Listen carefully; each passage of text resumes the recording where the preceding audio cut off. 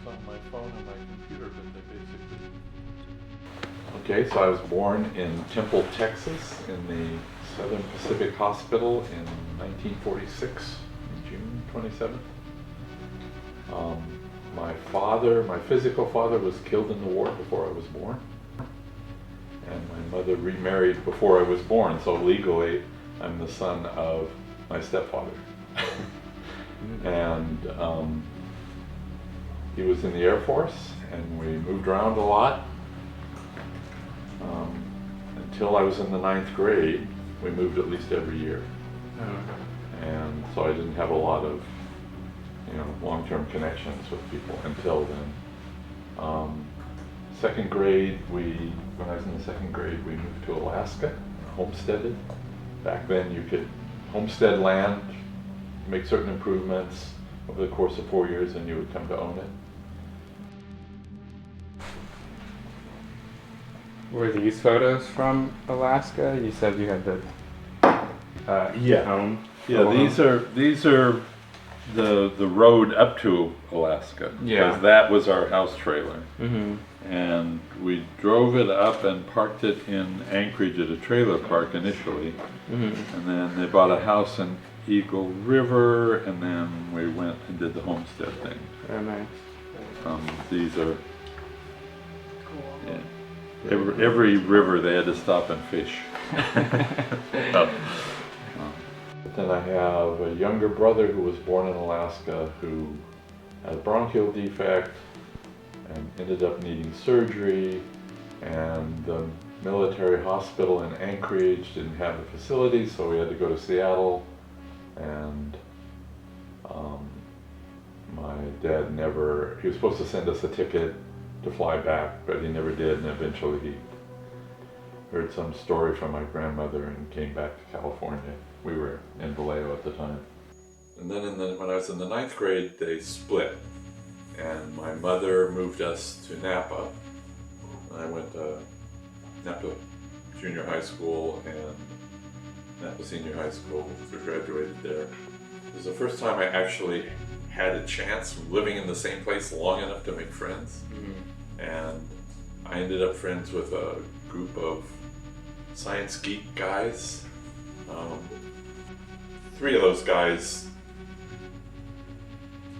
2 of them, I was the 3rd one. We moved to Cal Poly in San Luis Obispo to study electronic engineering. In 1964, the Vietnam War was happening. I knew that I was afraid that if I changed, I went to school in theater and discovered after 2 years I didn't like that, I'd be in trouble. And if I wasn't in school, I'd be drafted, so I volunteered for the draft. Because I got to pick my induction date, which I picked the day after the Napa Pretenders Playhouse amateur theater group performance was ending, which I was involved with. I was an airborne radar repairman, so the radar was airborne, not me. So there were mechanics, there were pilots, there were maintenance workers for the aircraft, all in this unit. And we had this series of bunkers, which were basically sandbag walls, and then there was this stuff called perforated steel planking that was used to make the airstrip. This big long piece of steel with holes in it that had hooks on one side and places to stick the hooks on the other, and they laid it out on the sandbar. And you could use those to make a roof across the sandbags and then cover that with sandbags. Because we got incoming rockets and mortars, right? We needed a place to go hide from the stuff that was coming out of the sky. We didn't need to go out in the jungle and shoot people, although the point of the radar and the infrared camera and the cameras was to find people, to find the enemy, right? And it was just boring, except when it was terror. Long periods of extreme boredom punctuated by terror. Mm-hmm. And there was a particular call, incoming, right? Which meant, look out.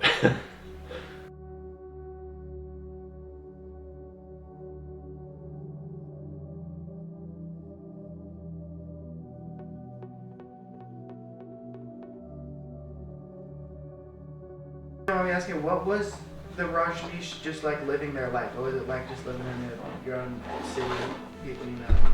Well, so the whole time I was there, we were building a city. Okay. But I had different jobs when I first got there. Because I had electronics background, I was working in the department that maintained. So the commune made its money by selling cassette tapes, Bhagwan speaking, and books. But the books were printed somewhere else. But we had a high-speed duplicating machine that took regular reel-to-reel tape and then duplicated it onto a bunch of cassettes simultaneously, right? And so those needed electronic support because they tended to break.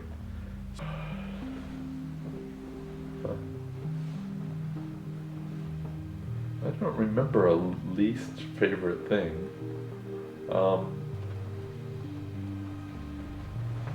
For the way people were with each other was very friendly, and I never was offered violence or a harsh word, hardly. I really enjoyed hearing him speak.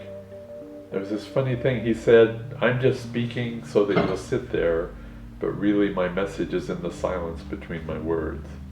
And I had that experience that there was a state-induced. I remember one particular time just walking back into town from the meditation hall with this woman I had been sitting next to, and just being just kind of in a state of bliss, and walking slowly and hanging out, and it was, and I liked doing all the stuff I did. I like doing stuff. So I mean, that's partly why I'm involved in co-housing, because we run the place ourselves. We didn't build it, but we maintain it.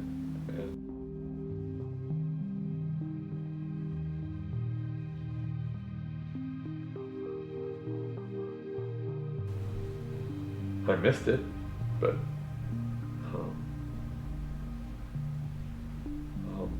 part of the teaching was living with what's actually happening. So not spending a lot of energy on how it ought to be.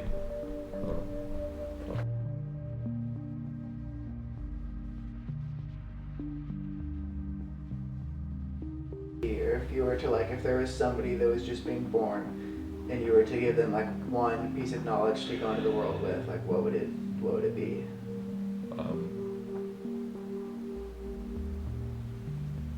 Connection and cooperation. And my friend Peter, he said his religion is loving kindness, and that's a good one.